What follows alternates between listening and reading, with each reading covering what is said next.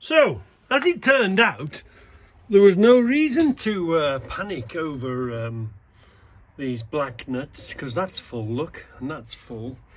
And we had that other bag come in, didn't we?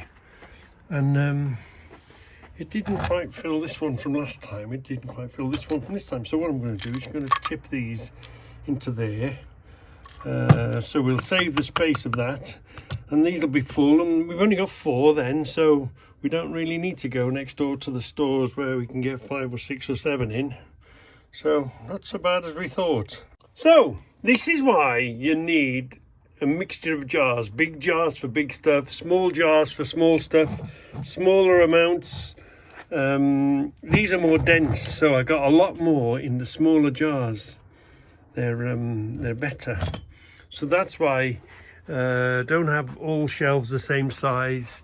Have big shelves that you can expand up above, and then the little shelves, put them nice and small so the small jars can go in there, and then back down the bottom where the weight is you can go back to big jars.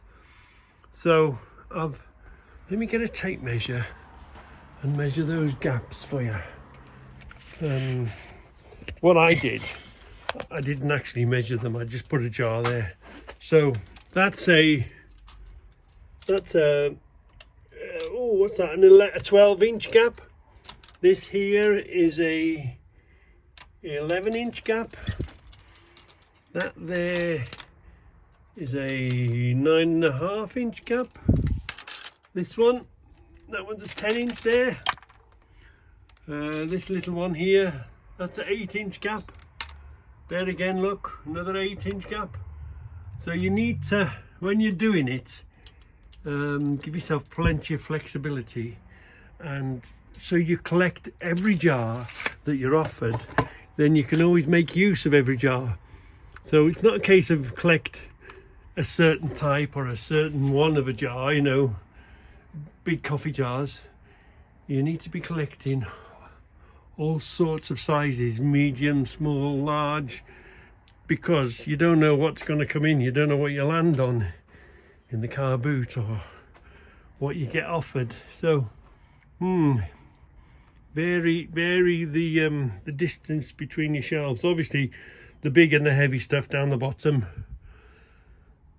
working shelves here, and then obviously your top shelf. Yeah, if you've got something particularly extra tall or something with stuff ticking out the top, or even when you need to put one on top of another too, the top one needs to be big. But these are at eye level. So and if you notice, the shops do the same. Follow what they do in the supermarket. There's more shelves closer together in your eye level when you go to the supermarket and do shopping, and the big ones at the bottom and the big ones at the top.